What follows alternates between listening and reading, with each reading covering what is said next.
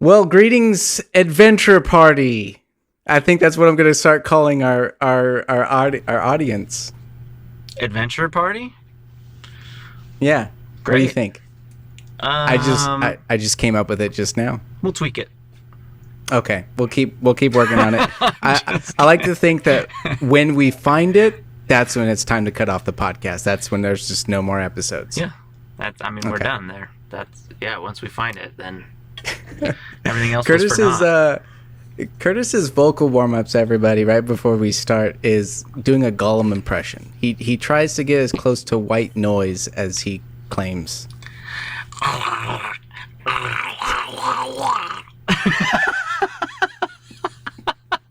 I've never made that noise before.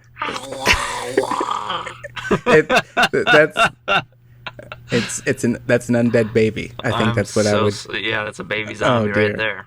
Oh dear, and it's getting dark because now it's children, and oh dear, oh dear. That's how you know it's. That's how you know you're at a good table where everyone trusts each other is when you start killing kids. It's trust. Trust is the biggest thing when it comes to being in playing Dungeons and Dragons. Everybody. Yeah.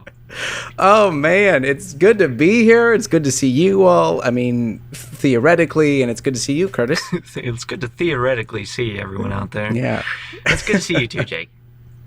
It's been a week, and I'm ready to talk about some really cool things that happened in the Dungeons and Dragons weekend that Kurtis and I partake in, because Kurtis has had quite a couple weeks when it comes to Dungeons and Dragons. And if we get to what happened to me, cool. But if not, we're just really just going to hone in on what happened to Kurtis. So this may just be an entire episode where Kurtis is talking and it's just me doing this. And for those at home, he is slowly nodding his head and blinking. No, yeah, for just looking at my sound waves, not moving. Yeah. Kurtis ended a two and a half year campaign. Yeah. A couple weeks ago, which was huge. We teased it last time. Like a little over 2.5. It was getting close to 3 years for that campaign. It was definitely getting close. Level 1 to 17. It's a pretty long stretch. And quite an accomplishment for those that do play Dungeons and Dragons. For a tip, unless your dungeon master levels you guys up so fast, that is a slog, and that takes dedication and work. And he did it. He completed a campaign and had an epilogue. What was it like going into the epilogue? I know we've talked about it a little bit, and it was, I remember you telling me that it's weird to be in a place where you just feel like you're like in your second skin when you jump into this character, and to have an coming up session where is the last time that you will ever play that character. Yeah. How does that feel? Yeah, so my other character was KO, for those who, I think we've talked about him a little bit. But he was like a monk, rogue, hybrid, shadow monk, really fun. And yeah, it had gotten to the point where it became so easy to make decisions in his mindset, because I'd been playing him for so long. Like, literally sitting down to play, I didn't have to prep to role play. I didn't have to go look at my notes. I didn't have to go listen to a playlist. I didn't have to go double check my backstory or my my bonds or my whatever. It was just like, no, I know KO. Deeply. I understand the way he thinks and what he does, and I can literally just sit down and be KO. Yeah, and that takes time, and coming from, we'll talk about it a little bit. You just started a new one, and I just started a new campaign, and it's one of those things where, oh my gosh, and everyone's talking about it I can't find my accent, I can't find my voice. Usually you're doing 7 different accents when you sit down to play the first game. Yeah. And then there comes a point where you just find your character. You find the voice, that it all balances out. And basically, you've probably been in that stage for the past at least year and a half. Oh yeah, well, because when I look back to when we started KO, he was different, and a lot of that was just because of the way the character transpired over time, right? He started out way more shy and way more like, I don't know if I want to be an adventurer. I'm just trying to be better, like just be a better person. And I'm not sure if adventuring is what that is, but if I have the ability to go help with this, why wouldn't I? But also like just his voice and his mannerisms were way different. Like by the time I ended, he basically talked like this and was very just kind of, a little bit of, just a very, very little bit of sort of a Spanish kind of feel to him, Yeah. But when I started, he was like, yes, hello, my name is Kale, and this is how I talk like this. I'm my name is Inigo Montoya. I'm very Spanish, and my name is Inigo Montoya. You killed my father. He was very Spanish because I wanted him to feel. A thing I tend to do with my characters is give them different voices because I want them to feel different than me. Yeah. Yeah. And I'm all about that. It's finding your voice, and even if you don't do accents, even just changing your voice, making it lower, making it higher. Change your intonations, change the way you say certain words, just adjust it a little bit. So my new character, not only is he a totally different voice, he has 2 accents because he pretends to have another accent at the same time. That is great. Oh, I called it. Oh my. Okay, so I tuned in for their start of their game, and I was like, Kurtis is doing a different voice than what he was telling me. Maybe he changed. No, he's changing it for the part. Maybe it's like the city, and we'll get into that later. Yeah. But sorry, I just wanted to nerd out. It's good. Yeah, so he's got 2 accents, and that's a big thing for me. Like I feel like I'm pretty good at accents, but swapping between them quickly can get really messy. It can just sound super, especially when neither of them are your original voice. And I've dumbed his, not dumbed, but like toned his voice down a little, so I'm actually talking like here all the time. Okay. Which is not how I normally talk all the time. Normally I'm up here like I talk when we're talking here, but now his voice is down here because he's smooth and he's got, that kind of presence because he's mainly intelligence, but he also has a high charisma, so he's got that kind of presence, and I wanted to make that feel like that. Oh, that's great. Yeah, and basically what you've just started to do with your now character, you've been in for the past almost 2 years with the other one because you found it so quick. So just and was it emotional? Just like sitting down to like, this is the last time I'm playing with. Was it really cool? I was talking to the DM. I heard there was tears that happened during the epilogue. Everybody cried at least once for the whole thing. I was talking with the DM beforehand, like a couple days before, and he was like, "You got everything prepped? You good to go? Is there anything you need to ask me? Are you good for this like epilogue? Here's the things you need to make sure you understand and and I'm like, yeah, okay, I'm good. And then I was like, it's just hitting me right now that I'm never gonna play this character again.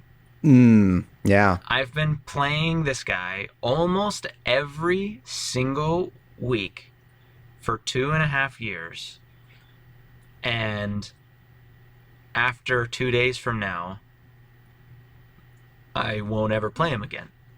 And it was very like, kind of like a little bit disappointing. Yeah. Sad because I really enjoy this character, I love the place that he went and all the decisions I made with him. Like, I don't regret any of them, and all of it was really fun.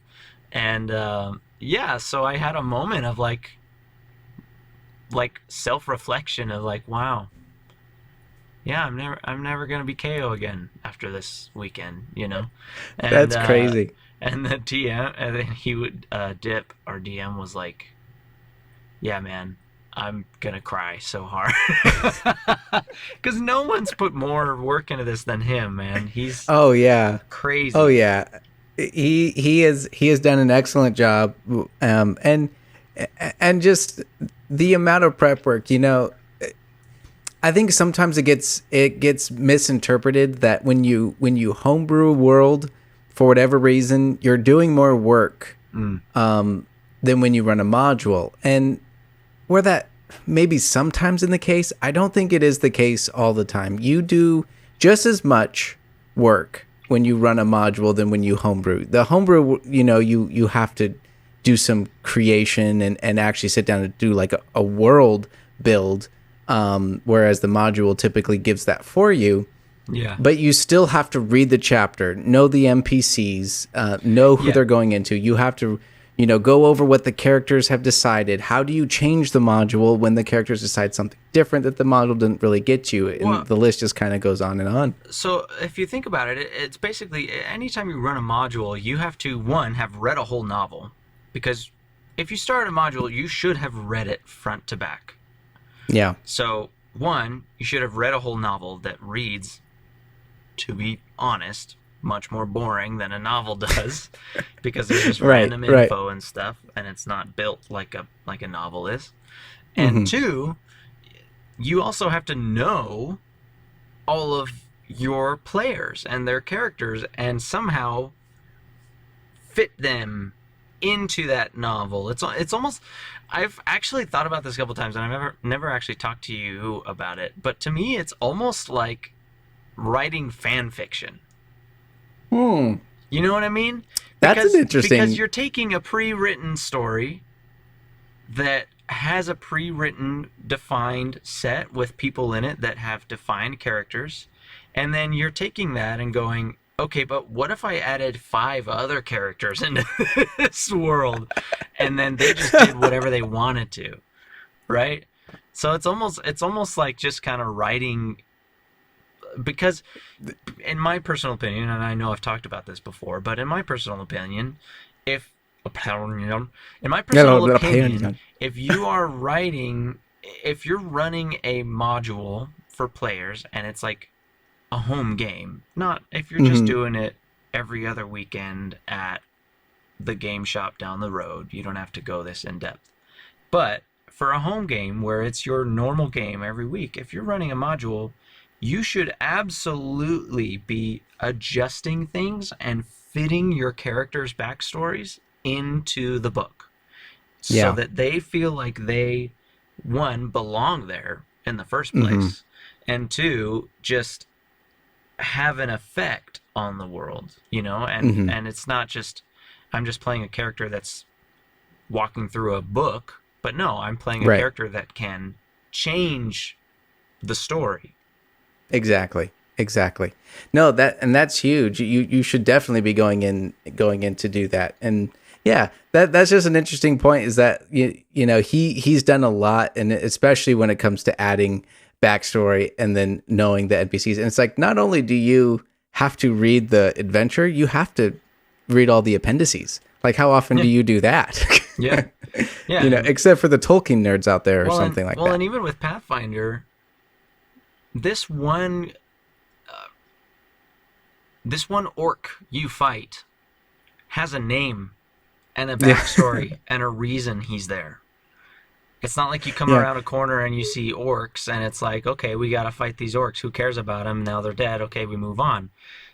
You can do that, but then the DM's like, okay, well, I'll just throw all that away then. Tear up this little piece of paper. And because it's great. Because there have been so many times in Pathfinder where Dip's like, man, when we're done with this, I'm going to tell you about this guy, because you just fought him and killed him, and that's fine. You can do what you want, but he had a cool backstory. And it's like, why? Our only goal was to kill him. Why did he have a backstory? The one that sticks in my head is when... So we were coming close, and if you could go read about this adventure, we're coming close to a dam that had been taken over by a bunch of ogres. Right before we get to the dam, I can't remember what they're called. Etons or some Etons. The giant with two heads, right? Ettins. Ettin. Ettins. That's it. Ettins, and we happened upon him, and I can't remember exactly what happened, but someone did some sort of insight check, and they were like, the two heads were arguing. One was like really sad, and the other one was like, no, we have to prove ourselves. And we wind up fighting him and kill him. And Dip says that is like, yeah, after the session, I'm going to tell you his backstory. And apparently he had like betrayed the ogre or betrayed someone to the ogres, and he was really upset about it. And so that's why he was going to kill us, because it was like his way of proving himself. And it was just like, that's so sad. Well, but here's cool. Here's what that does, though. It informs the DM much better on how that creature is going to act, and how they're going to act differently than any other random Ettin you've ever fought, right? Because let's be honest, if you've been in one Ettin fight, you've been in a million. Whatever, I don't know if that's true. But when you give them a personality and a story, it adjusts the way they're going to act and behave and what they're going to say in the middle of the fight. Right. And that makes it interesting. Right. Well, and now that you finished the campaign, Dip also let me start reading this Kurt one, so I've been reading it. What's also really cool is with the stat blocks in the books, they have a little section for their tactics. So. Yeah. Every NPC or enemy in this case has a way that they will fight, and that's kind of a different way to like, so they don't just rush in and die. It's like when his tactic is like, for the first 3 rounds he kind of does this, but if he ever gets to 25 hit points or less, he's gonna run away because he's a selfish coward. But then there's other ones that'll be like, this guy was going to fight to the death because he's actually mind controlled or something like that, right? Yeah. It's Dip told us that for the final fight with Karzug, he had to adjust his tactics, because his tactics stated that as soon as turn 1, as soon as we appear in his room, he casts Time Stop, casts however many things while Time Stop is up, and then like to buff himself and give himself all sorts of stuff, and then as soon as Time Stop is up, casts Meteor Swarm. Just instantly, right off the bat, without us being able to react at all. So it's like, yeah, I mean, he still did Meteor Swarm, but Time Stop felt like a bit much. It's like, yeah, a little bit.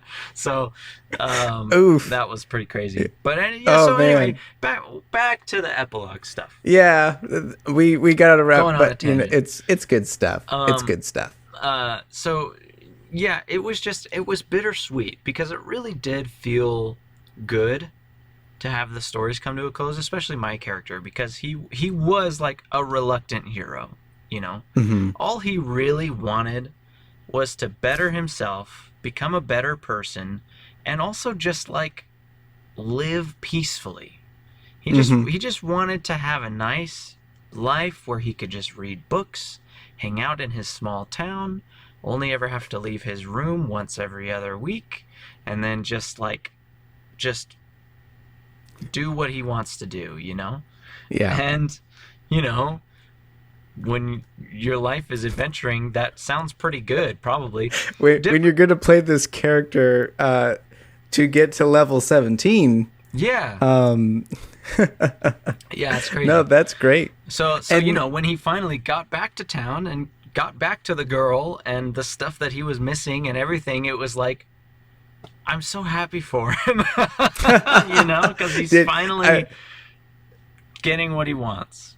Getting what he went and saved the world from potential doom. Are you happy with how it ended? I know, as far as the epilogue goes, how do you feel about it? Do you feel like and I remember Dip saying some of it was a little bittersweet. Not everyone necessarily had a happy ending. Well, and that was his thing too. He didn't want it to feel like, yeah, you guys saved the world and everyone lived happily ever after. He was like, no, I mean, And in our next game, your characters are still going to exist. Like, their stories will continue as the world continues. So, they're not necessarily just having a happy ending and living the rest of their days in splendor. Like, no, like, depending on your decisions and where you've come to this point, you might not have a great time soon. Yeah. Well, exactly. And that's cool because now, I mean, just from a Dungeons Master's perspective, because he does plan on keep running these games, right? And Pathfinder has a world and has events. And as a Dungeon Master, he has now officially made his own world. Yeah. Inside the Pathfinder world, if that makes sense. Yeah. And I think that's cool because now it's ours. Yeah. And that's what makes like... He has to now keep track of the changes we've made in this world because they do matter. Because the next 3 2.5 year campaigns we run are all going to be in the same instance in a timeline that's continuing, So actually, not even continuing, our next campaign did start halfway through our last character's adventure. So they're still out there doing stuff while our characters are in this city doing their own thing. So, which is really cool. It's really cool. That's really cool. I really can't wait to read all of these modules because he was telling us when this game starts, in the month that this game starts, and the week that this game starts, in our last campaign is when our first character death happened. Oh, it's like dude. right around the same time Mikara died and was gone. Oh, which was when man. the campaign got like real. It took a quick turn right there in difficulty. So that at this time that would have been 2 episodes ago of the podcast, I believe, where we started talking about character death. Yeah. That one in the tower that KO had to jump off a building. That was the one where a Makara died. And this campaign is starting right around that same time that happened. So the new one, that's really cool. And I didn't realize that. And that's the whole point, I think, of this module is like kind of all these lords of ruin are basically coming back at roughly the same time, right? That's the kind of whole idea. Yeah, I'm not sure exactly how it ties in with this one specifically, but I know some of the future ones kind of how it ties in, and it's going to be really fun to explore that and understand it. But yeah, it's all so the whole it's 4 adventures, and it's basically like the Rune Lords saga.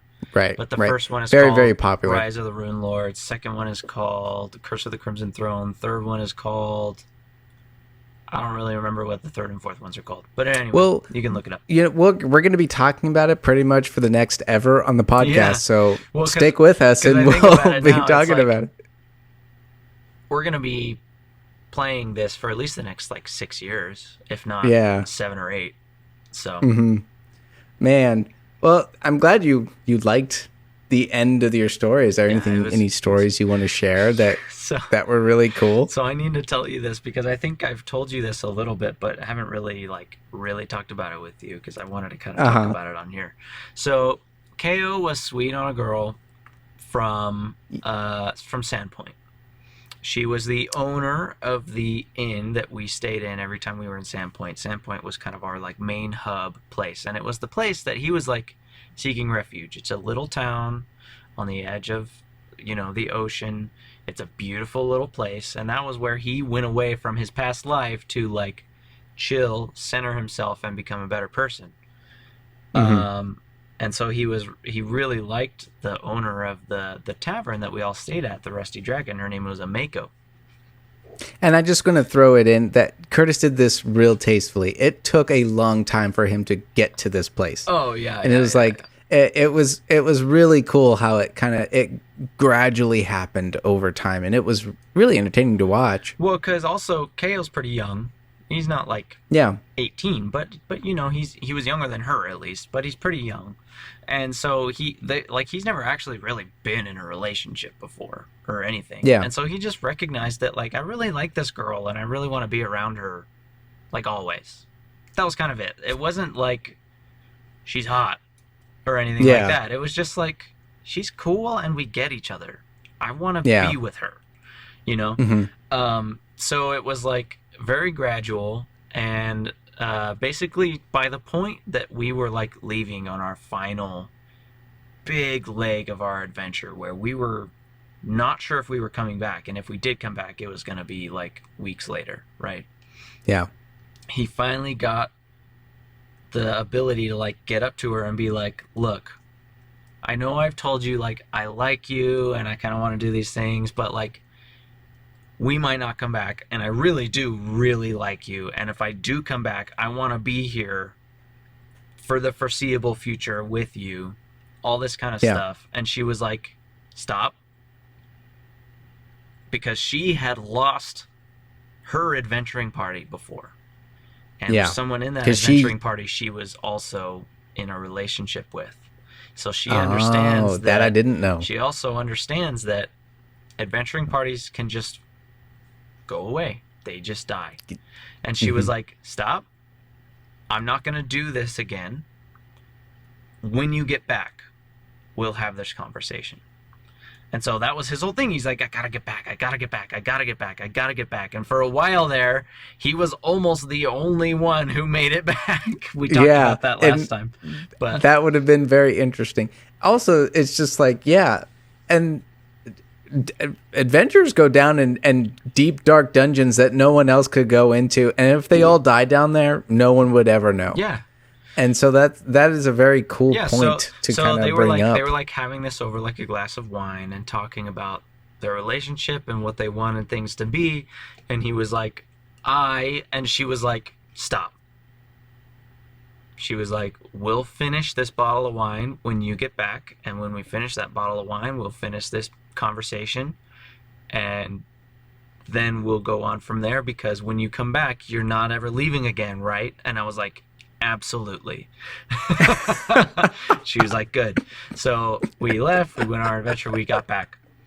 Everything went great. We started our relationship. Everything was really cool. We were having a great time. This is all epilogue now. Mm-hmm. I put my tens of thousands of gold in investing into the business and into the town and making things better and nicer and wonderful and making it the best inn for the nearest 20 miles. And and then she basically gets this note that's like, there was like a messenger or something. I don't remember the beginning of how it started, but basically sent us on a adventure, but he did it in like a really cool way where it was like super redacted, right? Like very but it is an adventure path you can actually run in Pathfinder with a Mako. Like, that's really cool. Yeah, so during this thing, she basically gets a thing that says, there's a family heirloom I know about that belongs to the Longekus, which is her family. And it's located here. And she comes to me and she's like, will you help me find this? I'm like, yeah, great, let's do it. We go find it. It's like this ancient... And level 17, we got this. Yeah. It's like this ancient sword or something like that. But she finds out that ancient sword essentially means that she can trace her lineage back to royalty, where her family comes from. Oh, okay. Which is literally a different continent, places we've never been and will never go to in this campaign we're running. And she's like, yeah, I at least got to go figure out what this is, right? And I'm like, yeah, let's go, let's do it. And so actually Loyal came with us. Josh's character Loyal came with us, and yeah, Annie came with us too. Well, it's nice to have a level 17 druid with you. Yeah. Because it's like, we need to get out of here quick. Let's find a nearest tree, and so we had to go all the way up to like the crown of the world, which is like this frozen tundra where I think you guys like are in your campaign. And we had to go, very well could be. We had to go up and around this like little land bridge that leads to this other continent that's basically based on like East Asia and stuff like that. And so we got there and went there and found out that someone had falsely taken this throne that she technically has claim to. A lineage with? Yeah. And so we got delved into this big thing about like getting rid of them and like fighting them and taking over and doing all this stuff.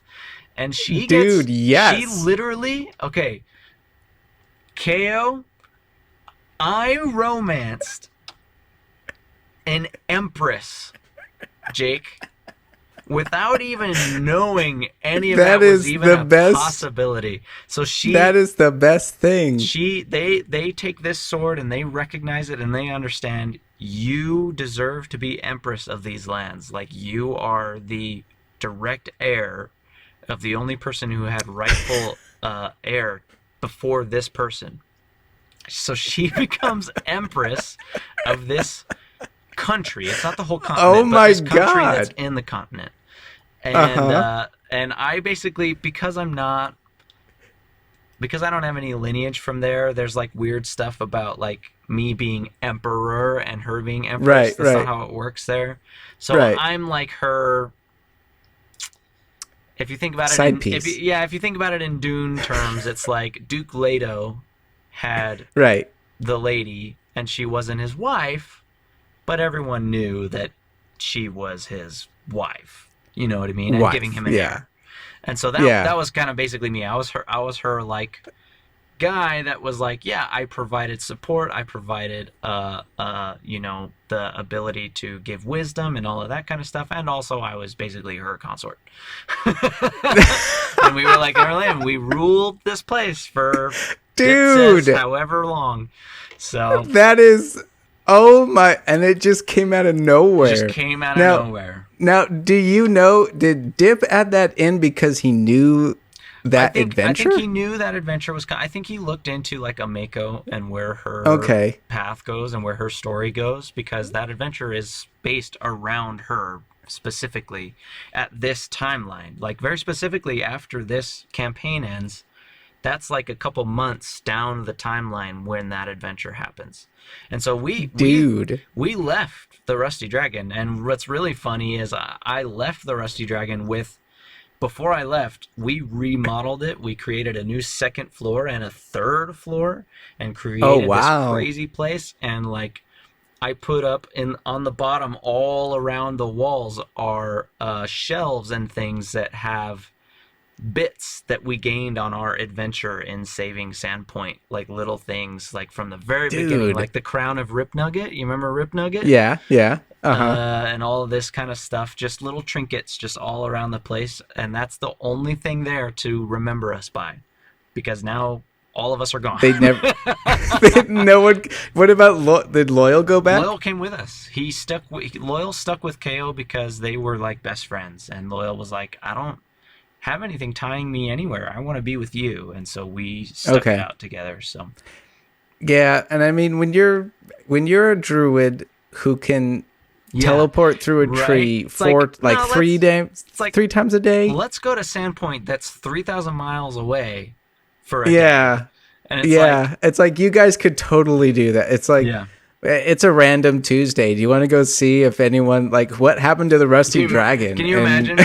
Can you imagine? It's like, the Empress is gone. Like, she's been gone all day. Where is she? And it's like, she's just like hard pan over to the Rusty Dragon, and she's in there just like doing a jig, like playing her normal running the thing. place like normal. Like, it'd be so great. So, oh my gosh, it was really, I think KO had the most like good and just kind of generally happy ending of anyone, and it revolves around the choices I made, because there was a point where there was a big decision I made where, so you remember, after we finished everything in Magnamar with the Night Scales, this was the Thieves Guild that KO was a part of before becoming an adventurer, before leaving. We finished things with them, with our whole party technically owing them, right? Right. Oh, yes. I do remember that. Okay. So they came to call to KO. Okay. And it was only KO and Loyal left together. And so they were like, okay, well, I mean, KO, honestly, if you just come, we'll call it good. We'll call it clean. And he went and met with them and figured out what the issue was. And they were like, basically the leader of the Night Scales, which was, Night Scales, which was the place he was with before, Hmm. recognized that there was actually a shadow thieves guild, shadow organization, pulling strings in all of the other thieves guilds and gangs and shadow organizations in Magnamar, which is this big city Chaos from. Okay. And he was like, there's this one guy that's running it all, and we're going to take him out, and I'm going to take his place, and the Night Scales will rule this city. And I was like, Ooh. no. And I made the decision. I said, I'm not going. I said, I don't care what happens. I will owe you for the rest of time, and you can try and come kill me, but you know what I've done. You know where I've been. I'm not doing this. I have other things that are more important to me now, and I don't want to risk dying doing this thing just to pay off a debt. And I walked out. Wow. And the Night Scales, without my help, were wiped out.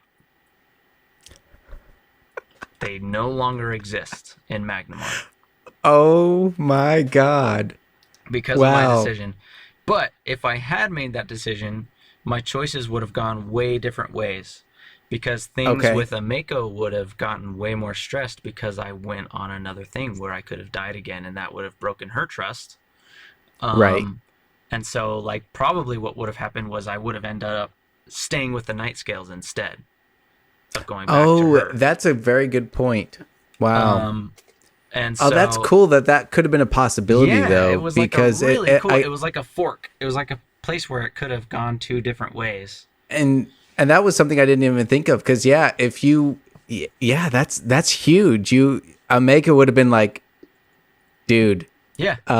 hello. Yeah. Well, and that's why I made the decision, because I decided that to him, he had left that part of his life behind. Yeah. The Night Scales were barely hanging on by a thread because he owed them one. Mm-hmm. Right? But he didn't actually care. I mean, he cared about the people he liked there still, like Lily and the leader and everything like that. Yeah. But it wasn't what mattered to him anymore. And so he wasn't going to risk what actually mattered to him just because he owed them a debt. Yeah. And Dang, so technically that's really cool. in our world, Lily she's dead. She doesn't exist anymore either, which I was actually very sad about. I was very sad that that happened because of my decisions. But it would be really interesting if we ever did run a campaign where you guys do go back to that city. mm-hmm. It'd be interesting to see if Dip would want to add any NPCs back in that may have escaped. Well, yeah. So he said, if anyone ever goes to Magnamar again, the Night Scales don't exist anymore.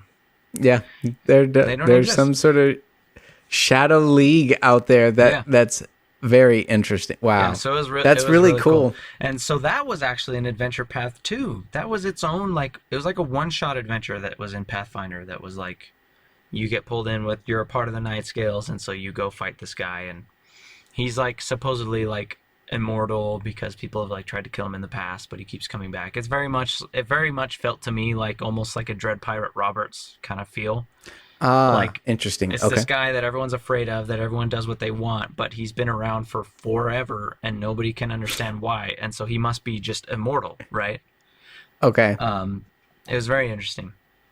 Well, that's really cool. That's a really cool epilogue, and I think that's what I love about epilogues is that it's really cool to kind of like have almost a rapid choice maker, basically. Yeah, I it's mean, like you kind of get presented with things. This is what you want to do, but there's also really cool. It's like your character. It's like pretty much unless it's something different. Specifically with this one that we were talking about with this adventure, it didn't even take a year. No. To complete this, it was like 8 months or something like that you guys went. No. It was like 4 or 6 months total. Like less than half a year of actual in-game time. Sometimes it gets a little like in our world, as players, it takes 2.5. But in game, it's like a few months, maybe half a year, Well, and that's but I mean, you think about it, and it's like it feels weird that these relationships have moved so fast in such little time. But it's like, well, you're literally nearly dying every day, and also like you're with these people 24/7 every yeah, day. So like, yeah. and you're fighting with them and nearly dying with them and making these huge decisions that are going to change the world with them. So it's like, really, it's the relationships don't actually move that fast. Right. Yeah. And sometimes it's about right. you know, when you're running a game, it's kind of like, all right, so you guys make it back to town. What are you guys going to go do? And you guys maybe do some shopping. Mm-hmm. And it's like, all right, later that night, and it's like, okay, in game, that would have been like 4 hours later. So what were you doing for those 4 hours? Probably talking and becoming friends, right? Like it's just sometimes it's kind of left unsaid. It's a little bit like a storybook, or a little bit like a time, like little time jumps here and there. Yeah, you know? I was going to say, or something else that people do, they even did this, and they do this a lot in Critical Role, actually, is they'll have moments where there's just time jumps. And it's like, well, actually, you guys have kind of done a lot lately, and you've all gone back to your home base, and you're there for a year. What do you do in that year, you know? And that's actually something that's really fun, and can give a lot of cool insight and help decide where your characters kind of move on from. Right, and change it up a little bit, and especially when you start getting to those high tier levels, and from a dungeon master's perspective, it's like, are you really going to be throwing devils at them all the time at that level, or are you going to change it up? Maybe they need a break. You know, doing time jumps, even just like, all right, let's take a week. What do you guys do in this week? Or let's take a couple weeks, a month, right? I don't know, that is really cool when you do stuff like that. And yeah, little time jumps, it's like definitely your characters are getting to know each other. And I feel like, you know, even just watching people talk about being in combat and just reading things like that, you start learning stuff about each other that you really couldn't in any other area. People go on a 2 to 4 month tour in the military, and the people they're in a battalion with become family, right? Like, there's nothing that can like reach that level of I know this person, other than being in literal life or death situations with them all day, every day, multiple times a day. All day, every day. That's a really cool man, that's a really cool epilogue, and I love the little stuff like that. And honestly, man, I know we keep talking about him, but that's what honestly makes Dip a really good dungeon master, is that he loves this. He loves this world, and he loves the stories that we're all telling. And it's just the amount of work and passion that he's putting in is really cool. Is an inspiration. Yeah, he works so hard, especially now that he's doing 2 games a week. So I just wanted to bring up how much gold KO ended with. Oh yes, please. While you're looking that up, it's like, the reason why Kurtis and I don't play in the same group anymore is because mainly time zones. Like if they were to, because Dip is in India, he's like 12 hours and something ahead of us. It's really tricky with different time zones. So that's why we currently don't. So he runs one for me Saturday morning, Friday night for Kurtis. So for him, it's the morning and then night that he does this, and we're all very grateful. Oh yeah. Yeah. So something we did this last time, right before we started our actual first session, was go look back at our old characters and look at their inventories and decide what out of there they would have just sold because they're not adventurers anymore, right? That's interesting. So we all got rid of all our stuff because Dip wanted to know, for his sake, for the future and everything, where our characters are, what kind of wealth they have, what kind of items they still have, and all of that kind of stuff, just in case anything ever comes up where they are a part of the story again, or where something they would have done affects the world, right? Yeah, because theoretically they are NPCs now. So he wanted to get all of our character sheets where they are at a set place where they have the inventory they have, and they have the money they have, and they will stay like that, right? KO ended the game with the most gold of anyone, by the way. Kurtis is very proud of that. Which I think is weird, because I did not play him greedy at all. But I think the reason is because he was sentimental. So he kept a lot of just random stuff, but never sold it because he wasn't greedy, right? He wasn't like, oh, I need to get money for this. He was like, no, I'm just going to keep this necklace of diamonds that's $50,000 worth just because I think it reminds me of that dungeon we were in. Yeah. Well, that's really cool. And honestly, it was kind of a rare group that none of us really cared about gold. No one was really into like, I need the loot, you know? Yeah. KO ended it's like we were into magic items, but after congealing everything down to gold worth. So no copper, no silver, no platinum. He ended the game with 21,327 gold. Very nice. Also known as 2,132 platinum. Well, he's after donating almost 8,000 gold to Sandpoint and to the Rusty Dragon just to improve things and make it better. So really, I would have been at like almost 30,000 gold just as a person. That is so good. Yeah. I mean, he's kind of the side piece to an empress now, so I don't know if he really needs it. But the other thing is, I also never bought anything because as a monk, you don't really need great weapons. You have your fists that always are good throughout the whole game, you know? Do you know who came the closest to you? I don't. We didn't get to do loyal, but I think his is going to be pretty low. I don't think anyone else beat 10K. Okay. Oh, wow. I think everyone else was under 10K gold. Wow. Huh. Well. But to be fair, I also was the holder of the bag of holding. True. So I probably had a lot of trinkets that were worth a lot of gold that nobody else even knew I had. And were technically the parties. I think that's definitely needs to be in every outro epilogue of any campaign, is like, all right, let's go turn the bag inside out and see what's in there. Yeah, for sure. Because the bag. It's like after a year and a half, 2 years, you're kind of like, what is in there? Oh, a book about goblins and why they're actually not terrible creatures. Where did that come from? Where did that come? A crown. Does anyone know why there's a thumb in here? No, why do we have a giant's thumbnail? Were we trying to make a potion of strength or something? What's going on? Oh, that's great. Yeah. Oh, man. Well, Kurtis has officially finished that campaign and has now started a new one in the whole Rise of the Rune Lords campaign. And he started. I know we're probably getting a little bit close on time, and you know we'll probably pick it up here. We got like 10 minutes left.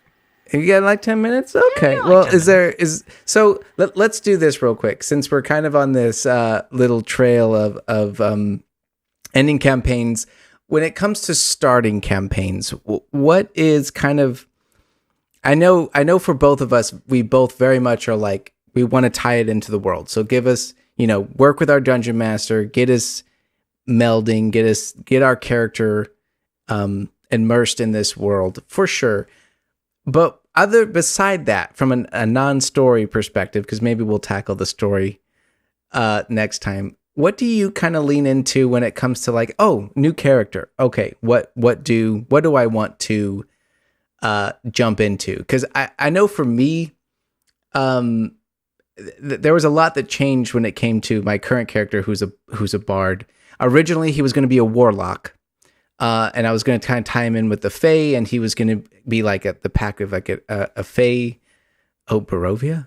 Oh, did you did you just point out your I just shirt? stepped really far back and realized that, oh, wait, you can read my shirt. Yeah. Oh, there you go. Okay. It's never sunny in Barovia. Barovia. Sorry. No, I was just, I was like, why is he pointing at his nipple? Okay. I know for me, I was originally going to play a warlock, and through the course it changed to a bard. And honestly, I've been loving a bard, and I've been wanting to play a bard in a long-term campaign. I've just been trying to find. I was really confused by that when you guys started, because everything you had told me was like, I'm going to be a bard, I'm going to be a bard. Or no, I'm going to be a warlock, I'm going to be a warlock. But yeah, I'm going to be a warlock who acts like a bard. Exactly. And I was like, that okay, I mean, that's great. That sounds really fun. And then comes the debate, and it's like, I'm a bard. I'm like, I'm a bard now. It just worked out a little bit better for the campaign. The biggest reason was trying to get the pack to work. And originally, I really like, so if you guys don't know, in the bard description, it does say that like not every traveler and magician and actor and are bards. Bards are actually on the rare side. Mm-hmm. And I kind of wanted to lean into that. I wanted to lean into like, well, he's just been traveling and playing music. It's not like he hasn't found out how to enter, like the weave to, the weaved with his music. Yeah. Where he's manipulating it. That I kind of wanted just him to be a normal dude, and then something happens, and that kind of kicks off this adventure for him. Yeah. That was kind of my initial thought. But it was hard to get the pack to work. There was also one of the other characters. He is basically trapped in a ring that my character has. Yeah. And so that was I'm working with him. Crazy and cool character idea, by the way. It was a very cool character concept. I'll probably talk about that at a later date, because it is really cool how we worked that out. This guy loves to really tie in his character with other players, and it's really cool. It's really fun, and I love it when we get to do that. So including that along with the pact just felt like it was just too much. It was like this pact happened, and then he found this ring, and it was like, okay, so we were trying to work it to where maybe his warlock patron gave him the ring to hold on to. I was going to say, normally that's how a pact starts, is you find some random ring. Yeah, exactly. So then it was like, well, what if there was a brief moment we were like, well, what if he was like a patron? And it didn't really work out. So it was just a little bit too much. So I was like, okay, with that, I'm just going to lean into the bard and just play a bard. And I've been wanting to play a bard, for a long time. So I am going College of the Glamour Bard. So I do get to still lean into that Fae. Cool. And it's working really nice for the Baba Yaga theme. So basically, in my head, it's kind of like just this place, the deals and choices that he's making, and just the magic of this place is influencing him, and that's kind of how I'm leaning in. So, but it usually for me, when it comes to making a character, I kind of want to. For me, usually the first one is like, what's a class I haven't played? Yeah. That's usually where I start. Well, what about you when it came to like this idea for your character? And for you, that makes a lot of sense, because you've been a DM a lot. So for you, it's like, oh, I get to play. What have I wanted to play for so long? And for me, it's more like,